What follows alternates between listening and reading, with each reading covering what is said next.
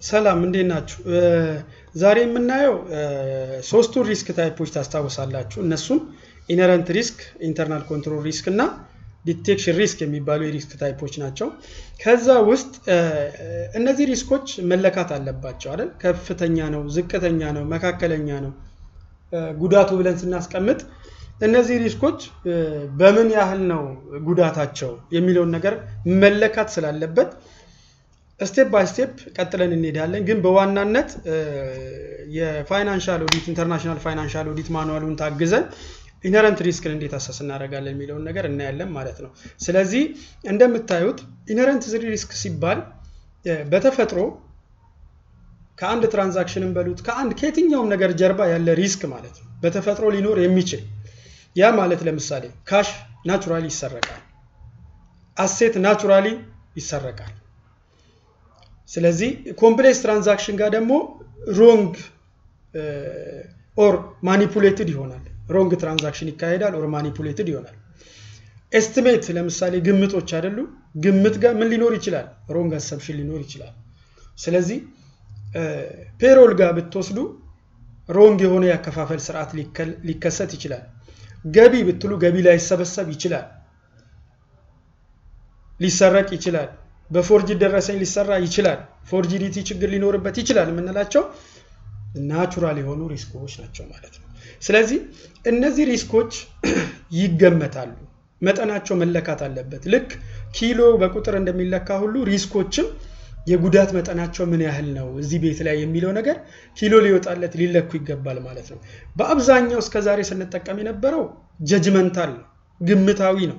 ጀጅመንት ሲባል ፕሮፌሽናል ጀጅመንታችንን ተጠቅመን ስኪል ናውሌጅ እና ኤክስፒሪየንሳችንን እየተጠቀምን ስንሰራ ነበር። አሁን ደግሞ እንደምታዩት እዚህ ጋር ምን አለ ማለት ነው፣ ፕሮባቢሊቲ እና ፖሲብል ኮንሲኩዌንሳቸው ላይ ዲፔንድ ሆነን ሪስክ መለካት እንችላለን ብለን አሰራሩ ተሻሽሏል ማለት ነው። ስለዚህ an inherent risk is high ይላል if the probability and the possible consequence is also high።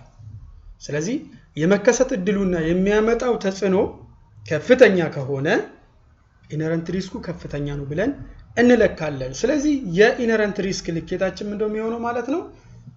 ፖሲብል ኮንሲኩዌንስ እና ፕሮባቢሊቲ ማለት ነው። እነዛን ነገሮች እናያለን። እዚህ ላይ ሆነን once the inherent risk have been identified you need to assess the combination of likelihood and the magnitude ይላል። ያሁኖቹ ከዚህ በኋላ አይታችኋል። RA2 ላይ በደንብ የተቀመጠ ነገር አለ። ኢነረንት ሪስክ አይደንቲፋይ አድርግ፣ ከሪስኩ በፊት ሪስክ ፋክተር አይደንቲፋይ አድርግ። ስለዚህ ያ ሪስክ ይለካ ብሎ ላይክሊሁድ እና ማግኒቲዩድን አስቀምጦልናል። እንዳያችሁት ላይክሊሁድ እና ማግኒቲዩድ በድግግሞሻቸው በሚያመጡት ጉዳት ላይ ዲፔንድ ሆኖ ተራ ቁጥር ሰጥቷቸዋል። ለጊዜው ማኑዋላችንም ላይ ተቀምጦ ያለው አሁን እንድንሰራበት የተፈቀደው 1 2 እና 3 ነው። ስለዚህ እሱም በኋላ ስፔክትረማቸውን እናያለን ማለት ነው። the magnitude and the likelihood be based on professional judgment ነው። አሁንም ምንም እንኳን ቁጥሩ ቢቀመጥም ፕሮፌሽናል ጀጅመንትን እንደ አንድ መሳሪያ አድርጎ አስቀምጧል። መቼ ነው የምንጠቀመው? ቁጥሩን ስንመርጥ ለምሳሌ ካሽ እኔ ምረጥ ብባል በዚህ ዘመን ካሽ ብዙን ካሽ አይሰረቅም እንደ ድሮ። ምክንያቱም ካሽ በእጅ ይዞ መሄድ ፕሮባቢሊቲ የለምና አይሰረቅም ካሽ። ነገር ግን ከተሰረቀ የሚያመጣው ዳሜጅ በጣም ከባድ ነው። ምክንያቱም ተመጥኖ 10 ብር ወይ 20 ብር ለመስረቅ ሰው ለካሽ የተቀመጡትን ኮንትሮሎች ያሰብራል። ለምሳሌ ካሽ በባንክ ነው የሚሰራው። የባንክ ሲስተምን ሃክ አድርጌ ወስዳለሁ ሲል አንድ ሰው ለ10 ብር ወይ ለ20 ብር ብሎ ወይ ለ1 ሚሊዮን ኦር ለ100,000 ብር ብሎ ያንን ሲስተም አይዳፈረውም። ያንን ሲስተም ብሬክ የሚያደርግበት ራሱ ምናልባት ትልቁ ዋጋ አውጥቶበት ሊሆን ይችላል። ምክንያቱም የሚያመጣውን የሚያገኘውን ነገር ስለሚያውቅ ማለት ነው። ማግኒቲዩድ የሚለካው በፕሮፌሽናል ጀጅመንት ነው ሲል አሁን ባስቀመጥ ነው ልክ ነው ማለት ነው።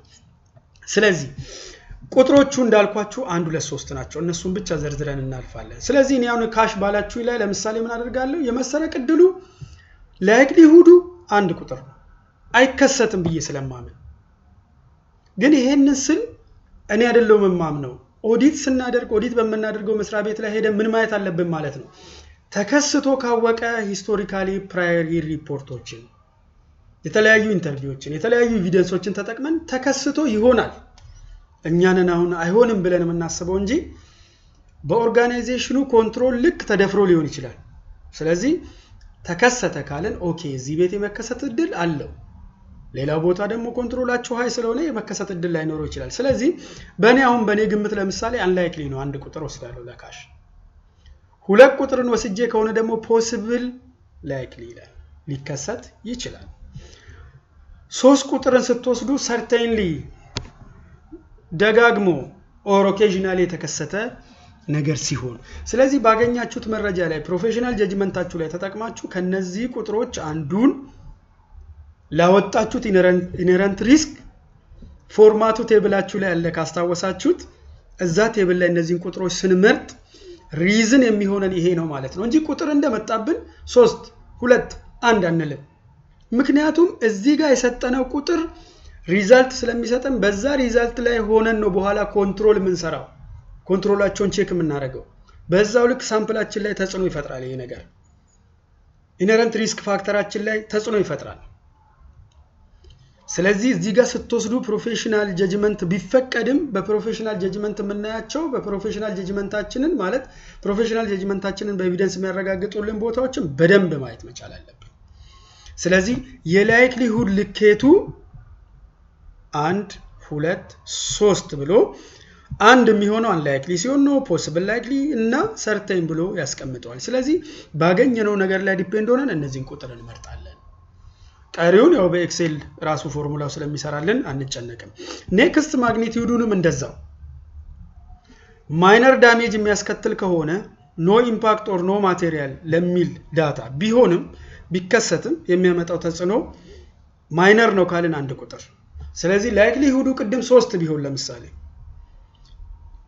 ብዙ ጊዜ ይከሰታል ግን የሚያመጣው ዳሜጅ ፋይናንሻል ስቴትመንት ላይ ማይነር ኢረር ከሆነ አንድ ቁጥር እናደርግና 3 ሲባዛ አንድ ይሆናል ማለት ነው ሪዛልቱ ሞዴሬት ይሏል ሁለት ቁጥርን ሞዴሬት ይሏል 3 ቁጥርን ሃይ ኢምፓክት ኦን ማቴሪያል ዚ አባቭ ፐርፎርማንስ ማቴሪያሊቲ ኦር ኳሊቴቲቭሊም ስታዩት በኳሊቴቲቭ ፋክተርም ከፍተኛ ሪስክ ያስከትላል ለምሳሌ እዚህ ጋር አሁን በቁጥር መደጋገምን አትዩ 1000 ብር ለምን አይሆንም የኳሊቴቲቭ ፋክተር ካለው 10000 ብር በሌባ መመንተፍና 1000 ብር ሆን ብሎ ማጉደል ኢምፓክታቸው ይለያያል ኳሊቴቲቭ ማቴሪያሊቲ ነክቷል ምንም እንኳን በኳንቲቲ ደረጃ ዝቅ ያለ ነገር ቢሆንም ኳሊቴቲቭ ፋክተር ስላለበት እሱን ተጽዕኖ ውስጥ አስገቡና ይሄን ታያላችሁ ማለት ነው ስለዚህ ስፔክትረም ማለት ይሄ ነው እንግዲህ የነዚህ ሪዛልት መጨረሻ ላይ ምን ይሰጠናል ብላችሁ ካመናችሁ ማግኒቲዩድ ሲባዛ ላይክሊሁድ የሚሰጠን ሪዛልት ነው የኛ የሪስክ መለኪያው ማለት ነው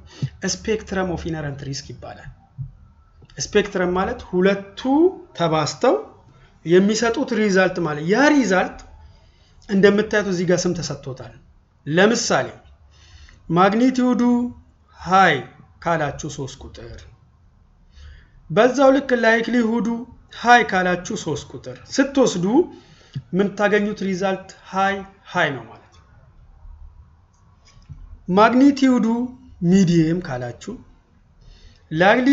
ላይክሊሁድ ወይም ደግሞ የመከሰት እድሉም ደግሞ ሞዴሬት ካላችሁ ምንድነው ሊፈጠር የሚችለው ሪስክ ሚዲየም ሆኖ ማለት ነው ስለዚህ የሚዲየም ሪስክ አመልካችነት አለበት ብለን ነው በዚሁ ልክ ኮንትሮላቸውን ቼክ የምናደርገው እኛም ስራችን ታይሚንጉ ኔቸሩ ኤክስተንቱ ኦዲት ፕሮሲጀሩ ከነዚህ ቁጥር ጋር አብሮ ይቀያየራል ማለት ነው እንጂ አሁን እንደምታዩት ሲምፕል ኮንሴፕት ሊሆን ይችላል ግን ሪዛልቱ የኛ ኦዲት ላይ የሚያመጣው ተጽዕኖ ታይማችን ላይ ምንሄደው ዲፕ ኤክስቴንት ላይ የምንመርጠው ኦዲት ፕሮሲጀር ላይ ትልቅ ተጽዕኖ አለው ምክንያቱም ሃይ ብላችሁ ብትነሱ በዚህ ሃይ ልክ ኢንተርናል ኮንትሮላቸው መፈተሽ አለበት ሃይ ኢነረንት ሪስክ ስፔክትረም እያሳየ ኢንተርናል ኮንትሮላቸውን ስትፈትሹ ግዴታ የሁለቱ ድምር ነው በኋላ ሳምፕል ላይ የሚወርደው ማለት ነው